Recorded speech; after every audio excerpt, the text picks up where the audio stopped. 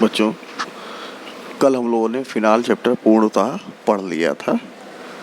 अब इस चैप्टर का एक आखिरी हिस्सा बचा है, वो है ईथर।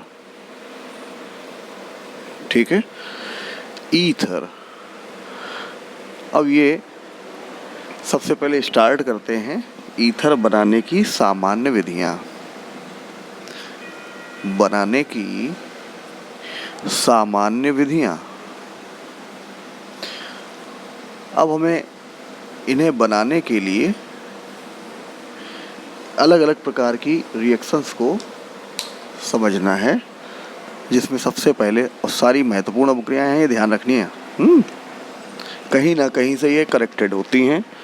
तो पहला है एल्कोहलों के निर्जलीकरण द्वारा, हमें एल्कोहलों के निर्जलीकरण द्वारा ईथर बनाना है। ठीक है, और यह निर्जलीकरण निम्न प्रकार से हो सकता है, जिसमें पहला है कि अम्ल उत्प्रेरित निर्जलीकरण। अम्ल उत्प्रेरित निर्जलीकरण, इसका मतलब क्या हुआ कि 1 डिग्री अल्कोहल की अधिक मात्रा को, 1 डिग्री अल्कोहल की अधिक मात्रा को सांद्र H2SO4 या फास्फोरस अम्ल H3PO3 की उपस्थिति में 140 डिग्री सेंटीग्रेड ताप पर गर्म करने पर एल्कोहल के 2 अणुओं से जल का 1 अणु निकलता है और ईथर बनता है। ठीक है, ईथर बनता, चूंकि जल का 1 अणु निकल रहा है, इसीलिए हम इसे कह रहे हैं निर्जलीकरण। अब हम इस अभिक्रिया को ध्यान से बना रहे हैं और आप भी ध्यान से देखिएगा। ये है 1 डिग्री अल्कोहल ROH, और दूसरा अल्कोहल भी इसी प्रकार से लेंगे, कंसंट्रेट H2SO4 अथवा H3PO3 और 140 डिग्री सेंटीग्रेड टेम्परेचर लेते हैं। हमें जल का अणु यहाँ से इस प्रकार से बाहर करना है, plus R single bond O single bond R, ये बन गया ईथर।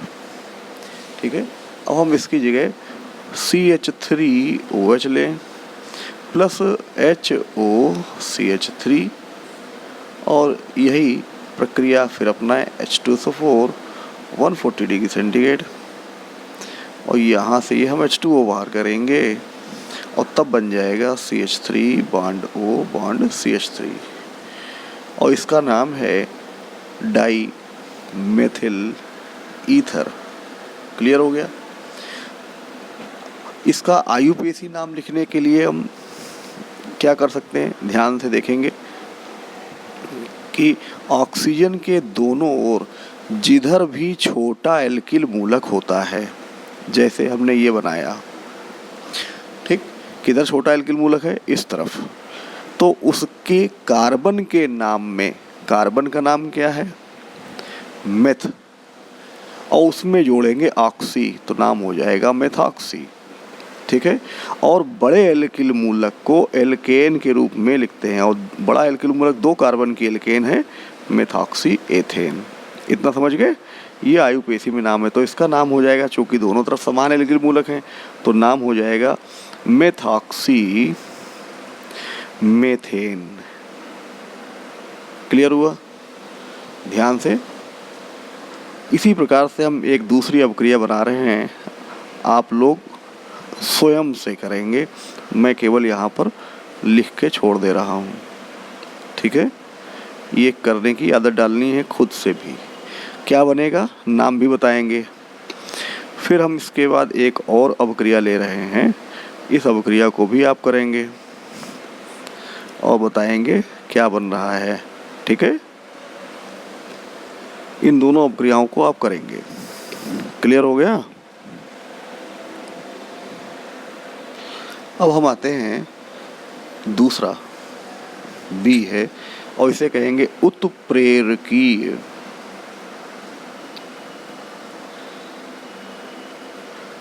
निर्जलीकरण।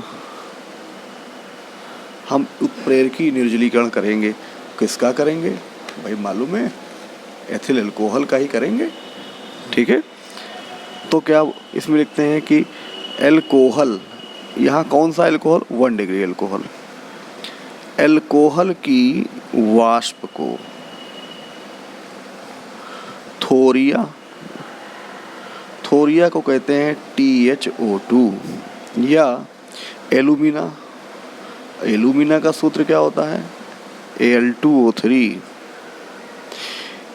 की उपस्थिति में, नहीं की उपस्थिति नहीं, की वाष्प को थोरिया या एलुमिना पर 250 डिग्री सेंटीग्रेड ताप पर प्रवाहित करने से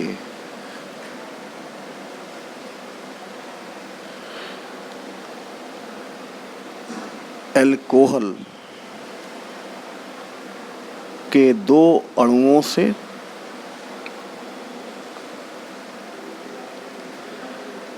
जल का एक अणु निकलता है और ईथर बनता है। ठीक, और फिर वही रिएक्शन हम यहाँ बना रहे हैं, और आप संपूर्ण रिएक्शन उसी प्रकार से करेंगे। यहाँ पर हम लिखेंगे Al2O3 और ये है 250 डिग्री सेंटीग्रेड। ये क्या निकल गया, H2O, और क्या बन गया, ROR, ईथर बना। इसी प्रकार से CH3OH प्लस HOCH3, फिर से हम वही काम करेंगे Al2O3 और यहाँ भी 250 डिग्री सेंटीग्रेड। ये क्या निकल गया, H2O और CH3OCH3, डाइमेथिल ईथर। ऐसे ही जो हमने ऊपर रिएक्शंस लिखी हैं, इनको भी आप पूर्ण रूप से वैसे ही लिखेंगे और करके दिखाएंगे। क्लियर हुआ बच्चों। अभी हम लोगों ने अल्कोहल के निर्जलीकरण से ईथर पढ़ा। अब हम लोग पढ़ेंगे विलियमसन संश्लेषण द्वारा ईथर का निर्माण, और ये इसकी सबसे महत्वपूर्ण विधियों में है। ईथर बनाने की सबसे महत्वपूर्ण विधि है।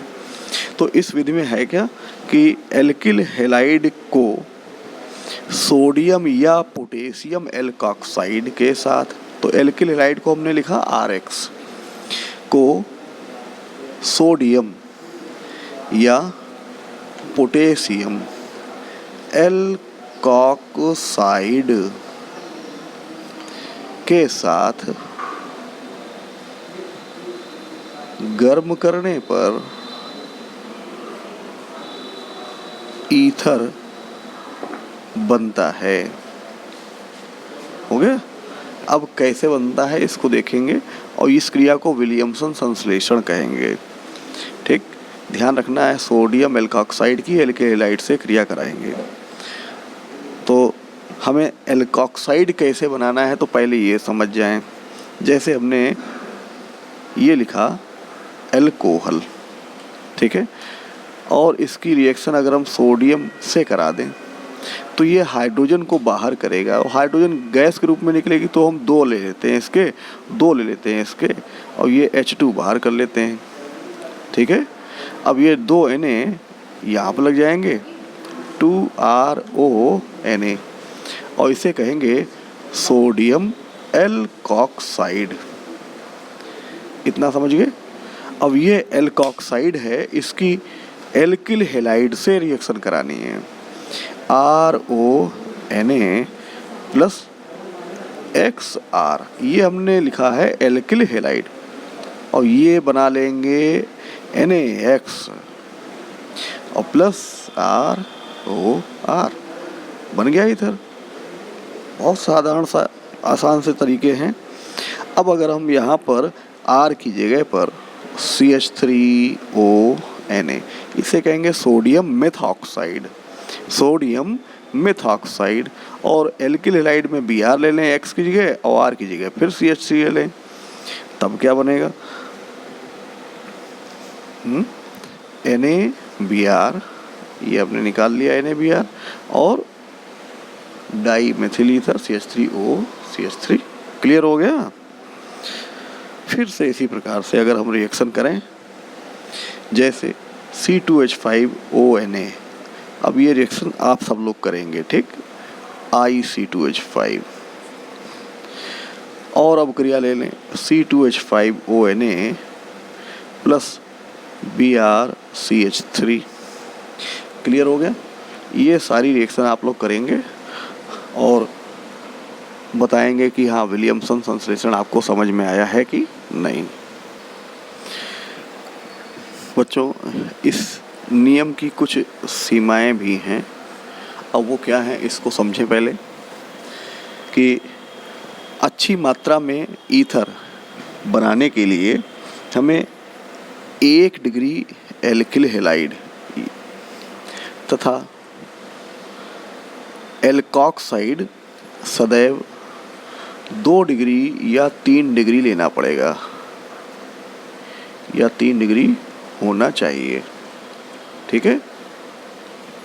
जैसे हम यहाँ पर 3 डिग्री एल्कोक्साइड लें, CH3C, और यहाँ भी CH3 लगा दें, यहाँ भी CH3 लगा दें, और इधर लगाएंगे ONA प्लस BrC2H5, और ये बन गया NaBr, और तब बनेगा CH3C CH3 और OC2H5, ठीक है।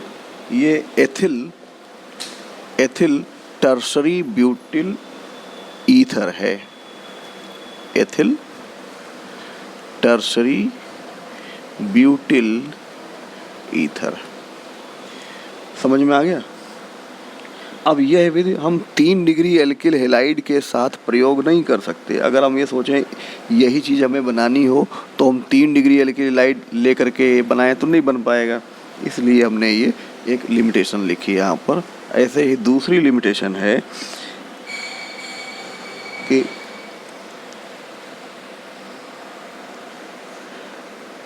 हम फिनॉलिक ईथर अगर बनाना चाहते हैं तब सदैव हमें सोडियम फिनॉक्साइड लेना पड़ेगा, सोडियम एल्कोक्साइड नहीं लेंगे, जैसे ONA, ठीक है, और BrCH3, तब ये Na ये Br बाहर हो गया, NaBr, और ये फिनॉलिक ईथर बन जाएगा OCH3।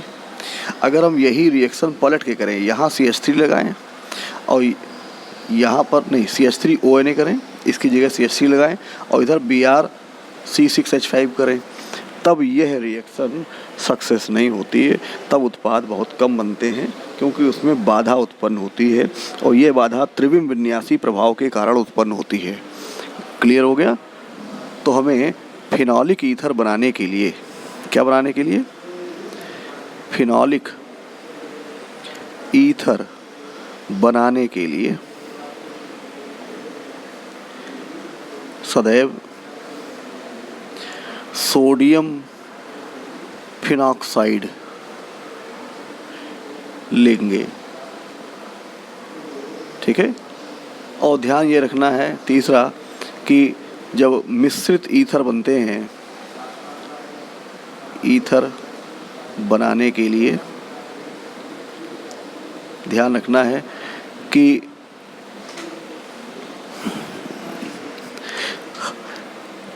किसी भी प्रकार से हम मिश्रित ईथर बना सकते हैं।